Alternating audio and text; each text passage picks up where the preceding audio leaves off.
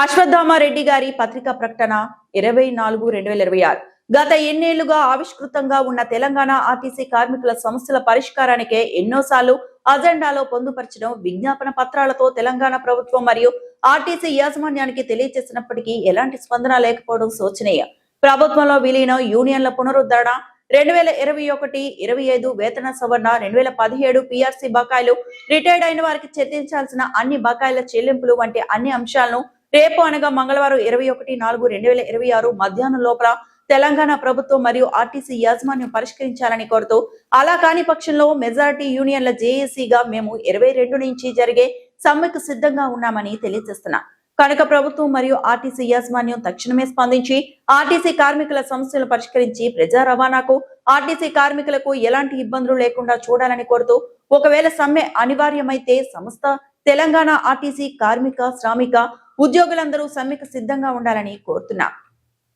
ఇట్లు అశ్వత్థామారెడ్డి, ఎం నరేందర్, స్వామి Kumar, BMS, P Harikishan, ఎస్ఎంఎంయు Venkateswarlu, టిఆర్ఎస్కేవి, రామావతారం, టిడబ్ల్యూసి.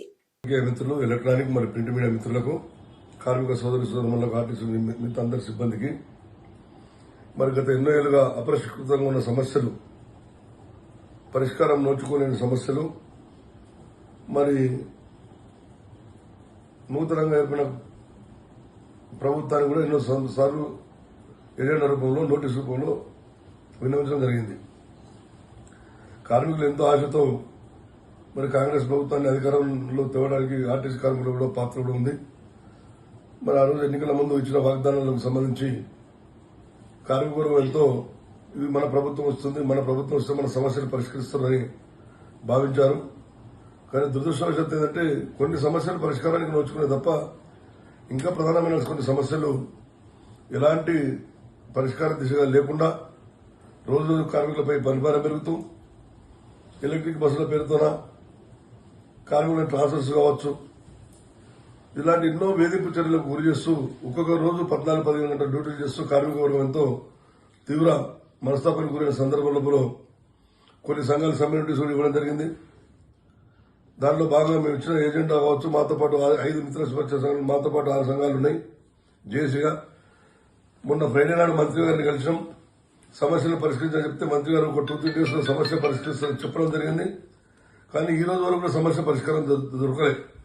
మళ్లీ ఈ రోజు కూడా సమస్య పరిష్కారం నుంచి మంత్రి గారిని కలిస్తే అది మాకు ఎలాంటి పరిష్కార దిశగా ప్రయత్నాలు జరగలేదు. కాబట్టి ప్రభుత్వంలో విలీనం వరకు ప్రధానమైన అంశాలున్నాయి.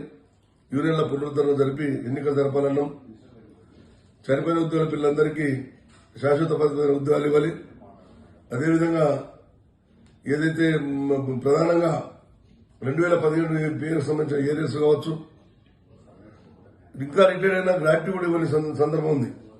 అలాంటి అన్ని రకాల బకాయిలను మరియు మన 2021 పీఆర్సీ, 25 పీఆర్సీ సంబంధించిన అంశాలు ఎన్నో పెండింగ్ ఉన్నాయి. ఇలాంటి సమస్యలు ఎన్నో ఉన్నాయి.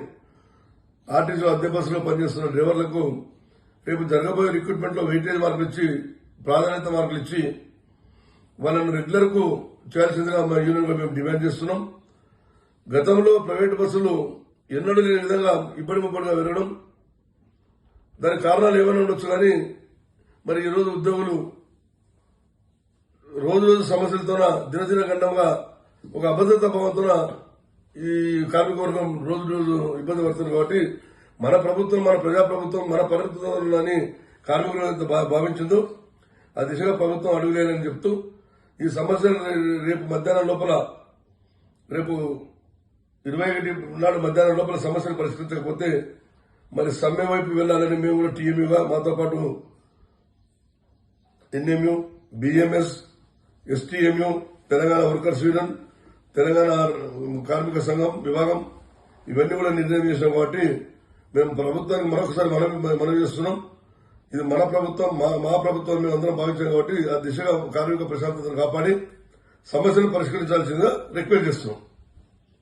లేని పక్షంలో రేపు సమ్మె వైపు వెళ్లడానికి నిర్ణయం తీసుకోవడం జరిగింది.